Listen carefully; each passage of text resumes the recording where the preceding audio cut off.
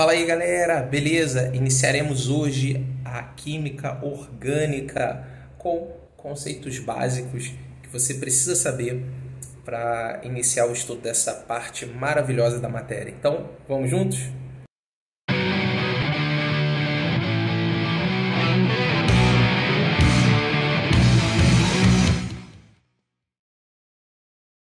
Iniciando então a nossa aula, Introdução à Química Orgânica, vamos primeiro falar sobre as moléculas orgânicas, que são compostos formados basicamente pelos seguintes átomos: carbono e hidrogênio principalmente. Então, todos os compostos orgânicos nós vamos ter o carbono como principal elemento e o hidrogênio, marcando aqui o carbono até como mais importante que o hidrogênio. Mas também, além desses dois átomos, desses dois elementos químicos, nós também podemos ter compostos orgânicos formados por oxigênio, por nitrogênio e também por outros elementos, como cloro, flúor, enxofre, entre outros, mas principalmente carbono e hidrogênio. E como o carbono é o elemento mais importante na química orgânica, é importantíssimo que saibamos as propriedades dele. Então, o carbono ele tem três propriedades fundamentais. Primeira, ele faz sempre 4 ligações covalentes, então nós dizemos que ele é tetravalente. Então, a gente poderia representar aqui carbono e as suas 4 ligações. Essas 4 ligações, também chamadas de valência, elas são iguais, então não há distinção entre uma e outra. E a terceira propriedade do carbono é que ele tem a possibilidade de formar cadeias carbônicas. O que significa isso? Um carbono pode se conectar a diversos outros átomos de carbono, formando então aí sequências que podem chegar a 10 mil, 15 mil, 20 mil átomos de carbono e assim por diante. Essa capacidade apenas o carbono tem. Como nós falamos de ligações químicas, é importante que nós falemos também sobre os tipos de ligações que nós vamos encontrar na química orgânica. Eu vou dar exemplo aqui utilizando o carbono, mas esses tipos de ligações também podemos ver entre outros átomos. Então nós temos as ligações chamadas simples, as ligações duplas e as ligações triplas. O que é uma ligação simples? Uma ligação simples é aquela ligação única, covalente entre dois elementos. Então, poderia pensar no carbono ligado a um hidrogênio. Isso é uma ligação simples. Aqui é só a nível de representação, de exemplificação, porque o carbono a gente sabe que faz 4 ligações. Então, aqui estou representando apenas uma ligação do carbono. Já uma ligação dupla, ela é formada por 2 ligações covalentes. E nós temos, então, a ligação dupla. E a ligação tripla é a ligação formada aqui, então, por 3 ligações covalentes. E aí, essas ligações, elas também podem ser classificadas entre sigma e pi. De que maneira funciona essa classificação? A ligação chamada sigma é a ligação principal existente entre 2 átomos. Então, ligação sigma, ligação principal entre 2 átomos. Logo, essa ligação aqui entre carbono e hidrogênio, como só tem essa ligação entre os 2 átomos, essa ligação é classificada como sigma, é a ligação mais importante, até porque é a única que une esses 2 átomos. No entanto, quando nós temos uma ligação dupla, uma delas é sigma, que seria a ligação aqui mais importante entre os 2 átomos, a ligação principal. E a outra ligação que completa a ligação dupla é a chamada ligação pi. A ligação pi, ela só aparece quando nós temos 2 ligações covalentes entre 2 átomos, ou seja, uma ligação dupla ou uma ligação tripla, que nós vamos abordar. Então, essa segunda ligação aqui, a dobra da ligação dupla, ela é uma ligação classificada como pi. Quando nós trabalhamos com a ligação tripla, nós temos uma delas, que é a ligação principal, sendo a ligação sigma, representei aqui como sendo a do meio, e nós vamos ter então duas ligações π, completando a ligação tripla. Então vamos pegar dois exemplos para mostrar como isso se aplica na prática. No primeiro exemplo, nós temos aqui então 3 átomos de carbono fazendo as suas respectivas ligações simples e nós temos ali uma ligação tripla. Então digamos que nós quiséssemos classificar e contar as ligações sigma e π existentes nessas moléculas. Então na primeira, nós temos aqui ligações simples, que já são diretamente classificadas como sigma, 1, 2, 3, 4, 5. Então nós temos 5 ligações sigma. E aqui na ligação tripla, nós vamos ter uma delas sendo sigma. Então nós vamos ter um total aí de 6 ligações sigma. 6 ligações principais unindo 2 átomos. E aqui na ligação tripla, nós devemos lembrar que se uma delas é sigma, as outras duas vão ser ligações π. Então, nesse primeiro exemplo, nós temos 2 ligações π e 6 ligações sigma. Agora, no exemplo de baixo, nós temos aqui uma ligação sigma, ligação simples entre carbono e hidrogênio, outra ligação simples também classificada como sigma, outra ligação simples aqui entre carbono e cloro, outra ligação simples também classificada como sigma e outra ligação simples classificada como sigma. Então nós temos aqui 5 ligações sigmas, e a gente tem aqui uma ligação dupla. Lembra que na ligação dupla, uma delas é sigma, a ligação principal entre os 2 átomos. E a outra ligação vai ser π, que é a dobra da ligação dupla. Então nós podemos concluir aqui que esse composto apresenta também 6 ligações sigma, porém ele vai ter apenas uma ligação π. Fechando aqui então o segundo exemplo. George, e se nós tivéssemos ligações que não fossem feitas com carbono? Por exemplo, se nós tivéssemos uma ligação entre oxigênio e hidrogênio. Dessa maneira. Essa ligação também pode ser classificada como sigma ou π? Sim, com certeza. Essa ligação aqui, ela é uma ligação simples, né? Uma ligação covalente simples, formada entre 2 átomos. E aí nós temos então a classificação dela como sendo ligação sigma também. Então essa classificação de sigma ou π não se aplica apenas a ligações formadas com átomos de carbono, mas ligações formadas entre quaisquer átomos que nós encontrarmos dentro das nossas questões e dos nossos exemplos. Ainda tratando do carbono e também das ligações por ele feitas, nós entramos no conceito de hibridização. A hibridização está relacionada à forma, à geometria que o carbono apresenta, a forma dele no espaço, e isso tem a ver diretamente com os tipos de ligações que o carbono faz. E aí nós temos 3 classificações. O carbono ele pode ser do tipo sp3, do tipo sp2 ou do tipo sp. O carbono classificado como sp3 é aquele que faz 4 ligações simples. E como nós vimos anteriormente, 4 ligações simples são 4 ligações do tipo sigma. Já o carbono classificado como sp2, ele faz uma ligação dupla e 2 ligações simples, que nós também sabemos que equivalem aqui a 3 ligações sigmas e uma ligação π. A ligação π sendo então a dobra da ligação dupla.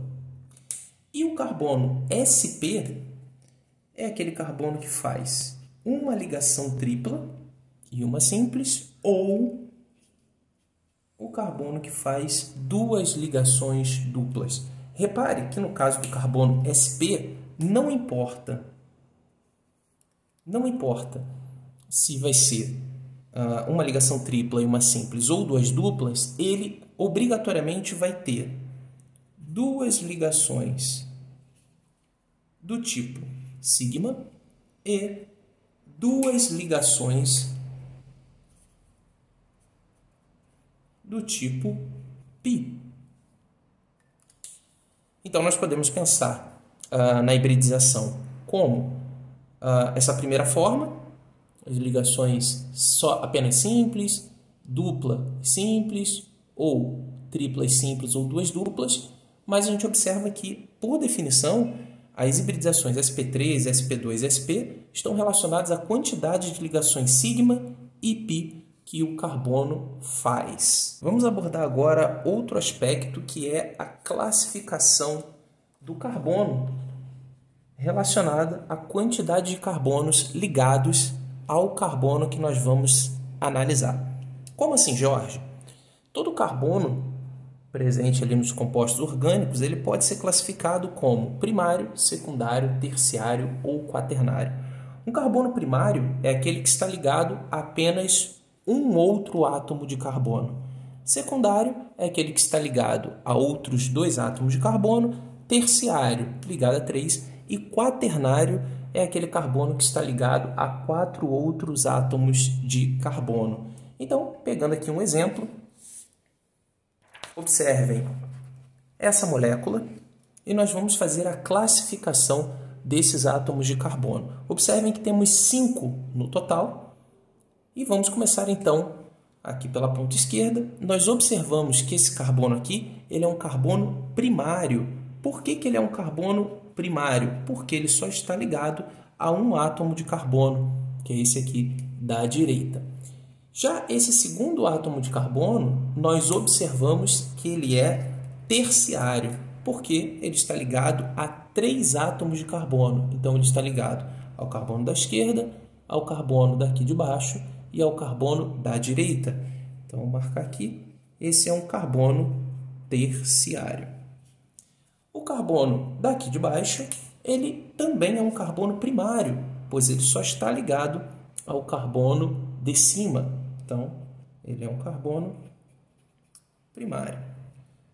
Nós temos aqui do lado, no quarto carbono a ser avaliado, a classificação de carbono secundário. Observe que ele está ligado apenas ao carbono da esquerda e ao carbono da direita. Então, ele é um carbono secundário. Jorge, e a ligação dupla não quer dizer nada? Não, a gente não vai contar a ligação dupla diferentemente da ligação simples nesse caso. Então, a gente só observa a quantos carbonos aquele que nós estamos classificando está ligado. E por último, nós temos esse carbono da ponta, que ele só está ligado ao carbono da esquerda. Então, ele também é um carbono primário. Observem que nesse exemplo, nós temos 3 carbonos primários. Isso vai acontecer com os carbonos das pontas das nossas moléculas. Nós temos um carbono secundário e nós temos aqui, por último, um carbono terciário, carbono ligado a outros 3 átomos de carbono. E agora, finalizando os conceitos iniciais básicos sobre o carbono, vamos falar então dos carbonos classificados como quirais ou assimétricos. Um carbono dito quiral ou assimétrico é aquele carbono que está ligado a 4 grupos, 4 radicais, 4 átomos diferentes.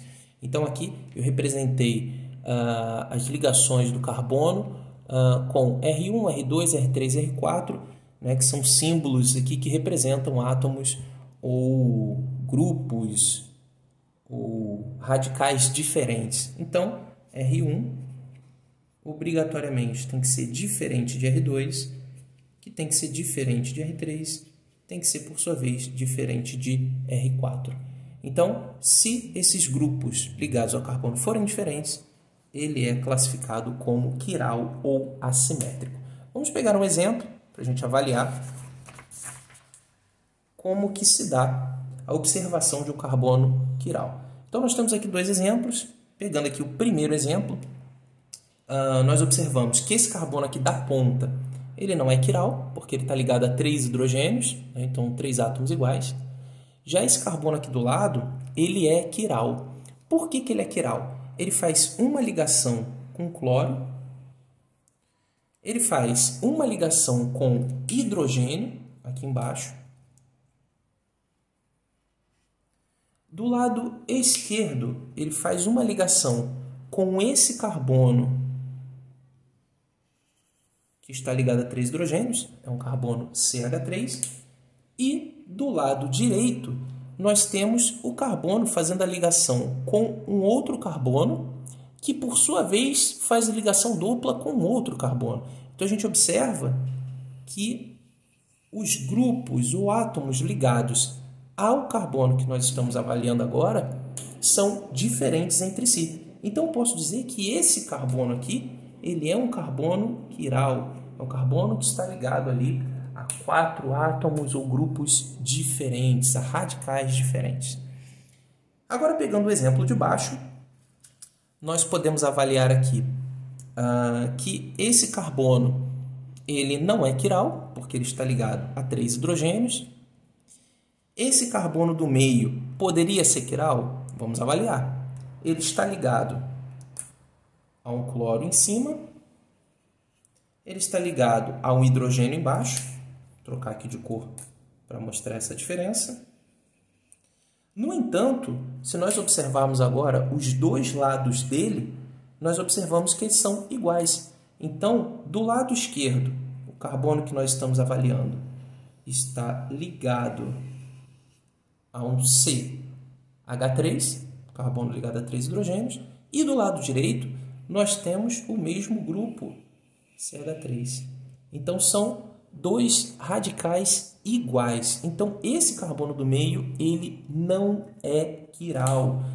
Quiral apenas o carbono que está marcado aqui com asterisco. Esse carbono é quiral, também classificado como assimétrico. E aí você pode ter se perguntado, ok, Jorge, e os outros 2 carbonos da molécula de cima? Você não falou. E aqui vai até um macete para vocês. Todo carbono que tiver com ligação dupla ou tripla, ele não pode ser quiral. Porque se ele faz uma ligação dupla ou tripla com outro átomo, não há possibilidade dele se ligar a 4 átomos diferentes, uma vez que o carbono faz 4 ligações. Se 2 dessas ligações ou 3 é com o mesmo átomo, não tem como ele ser quiral, não tem como ele ser assimétrico. Tendo finalizado esse primeiro momento onde nós falamos de conceitos básicos relacionados ali ao carbono, vamos entrar agora em outro ponto muito importante, que é a representação dos compostos orgânicos, ou seja, formas que nós temos de representar as moléculas dentro da química orgânica. A primeira forma que nós temos de representação é a fórmula estrutural plana. Como o próprio nome já diz, vai representar a estrutura das moléculas em 2 dimensões, né? Então, uma estrutura bidimensional, ela está no plano. E aí, eu tenho aqui um exemplo com 3 átomos de carbono, e aí vocês observem que todas as ligações dessa molécula ficam aparentes. Então, na fórmula estrutural plana simples, todas as ligações da molécula aparecem. No entanto, dependendo do tamanho da molécula, esse tipo de representação pode ficar muito confusa. Pode ficar difícil da gente conseguir analisar a molécula por conta da quantidade de informações. E aí, por isso, nós damos preferência a trabalhar com a fórmula estrutural plana condensada. E o que muda do exemplo anterior? Na plana condensada, nós não vamos mostrar as ligações do hidrogênio. Então, o carbono da molécula anterior, que estava ligado a 3 hidrogênios, nós vamos representar como CH3. O carbono ao lado, que estava ligado a 2 hidrogênios, ele vai ser CH2. E o último carbono, ligação dupla com oxigênio, ligação simples com outro oxigênio, e aqui no final nós representamos o hidrogênio junto do oxigênio. Reparem, comparando agora as duas formas, que essa segunda, ela deixa a imagem muito mais simples, muito menos poluída de informações. Então, vocês observem aqui que é uma representação muito mais adequada, principalmente quando nós trabalhamos com moléculas contendo muitos átomos. Mas existe uma outra forma de representar que deixa a molécula ainda mais simples no que diz respeito à quantidade de informações, que é a fórmula estrutural em bastão, também chamada de fórmula estrutural em linha ou linha de ligação. Nessa fórmula estrutural, nós representamos a cadeia formada pelos carbonos com linhas, como o próprio nome já diz. Então, a molécula ali formada por 3 carbonos, ela vai ter essa estrutura como base. Jorge, o que significa exatamente isso? Quando nós fazemos a fórmula estrutural em bastão, cada ponta dessa daqui representa um átomo de carbono. Então, se eu estou desenhando uma molécula com 3 carbonos, meu desenho tem que ter ali como base 3 pontas. E agora nós vamos adicionar os outros átomos. Nós vamos adicionar então o oxigênio. Vou colocar aqui a ligação dupla. E aqui o outro oxigênio ligado a hidrogênio. Informações importantes sobre essa forma de representação. Nós não desenhamos nem o carbono. O carbono nós sabemos que ele está ali presente porque são as pontas do desenho, certo? As pontas que não tem outro átomo desenhado, né? Então nós temos aqui 1, 2, 3, certo? Então 3 pontos aqui no nosso desenho, representando aqui os 3 carbonos. E nós não representamos também os hidrogênios ligados a esses carbonos. Nós vamos representar apenas os outros átomos, como eu fiz aqui com os oxigênios, e os hidrogênios ligados a outros átomos. Então, você observa aqui que o único hidrogênio desenhado é o hidrogênio ligado ao oxigênio. Então, só a nível de comparação, observem as duas formas de representação. A fórmula estrutural plana, demonstrando todas as ligações, olha como é que fica com muito mais informação, e aqui a fórmula estrutural em bastão, onde nós observamos uma molécula, um desenho muito mais limpo, com menos informação. Então, como eu falei anteriormente, se nós pegarmos compostos com muitos átomos, esse tipo de representação é muito mais adequado. Quem faz prova discursiva, quem vai fazer prova discursiva em alguma universidade, muitas vezes as respostas são pedidas em fórmula estrutural em bastão. Então fique atento e trabalhe com muitos exercícios para praticar bem esse tipo de representação. E uma última forma de representar os compostos é a fórmula molecular, também muito utilizada para os compostos inorgânicos. A fórmula molecular, ela simplesmente mostra para a gente os elementos que compõem aquele composto orgânico e as suas quantidades. Então, se nós pegarmos aqui, por exemplo, a molécula que nós estamos utilizando como referência, nós temos aqui 3 átomos de carbono. Então, nossa molécula aqui, na fórmula molecular, seria representada como C3. Quantos hidrogênios nós temos aqui? 1, 2, 3, 4, 5, 6. Então, H6. E aqui, por último, 2 oxigênios. Então, O2. Jorge, por que você seguiu essa sequência? Primeiro carbono, depois hidrogênio, depois oxigênio. Porque nós vamos colocar por ordem de importância dentro da química orgânica. Então, há uma regra, todos os compostos orgânicos, eles começam a fórmula molecular com carbono, depois hidrogênio, depois os outros átomos. E aí oxigênio, nitrogênio e assim por diante. Uma informação importante é que dentro da química orgânica, a fórmula molecular ela não é a mais adequada para representar um composto orgânico, porque quando nós vemos a fórmula dessa forma, né, dessa maneira, nós não sabemos como que os átomos estão ligados. Então não tem como eu saber se há ligação dupla aqui entre carbonos, né, ou se o oxigênio está ligado apenas com carbonos, com hidrogênio. Então a fórmula molecular ela só diz para a gente, como eu comentei anteriormente, os elementos que fazem parte daquela molécula e suas quantidades. Vamos pegar agora um exemplo onde eu tenho uma molécula representada através da fórmula estrutural em bastão e vamos encontrar aqui a fórmula molecular desse composto. O primeiro passo é sempre a gente marcar os carbonos. Então observem aqui, cada ponta dessa vai representar um átomo de carbono, como eu havia falado para vocês. Então nós temos aqui um átomo de carbono, nós temos aqui outro átomo de carbono, nós temos aqui mais um átomo de carbono, outro aqui, aqui e aqui. Observem que as pontas onde há um átomo desenhado não é carbono, sim a ligação com aquele átomo que está representado. Então nós temos nesse composto aqui já a indicação de 8 átomos de carbono. 1, 2, 3, 4, 5, 6, 7, 8. Então nós já sabemos que esse composto ele começa a sua fórmula molecular com C8. Agora vamos achar os hidrogênios, que é o próximo elemento na nossa sequência da fórmula molecular. Para você achar os hidrogênios, você tem que observar quantas ligações o átomo de carbono está fazendo. E aí você sabe que o carbono precisa fazer 4 ligações. Então as ligações que estiverem faltando para ele chegar a 4 são as ligações com o hidrogênio. Lembre que o hidrogênio, na fórmula estrutural em bastão, ele não aparece quando está ligado ao carbono.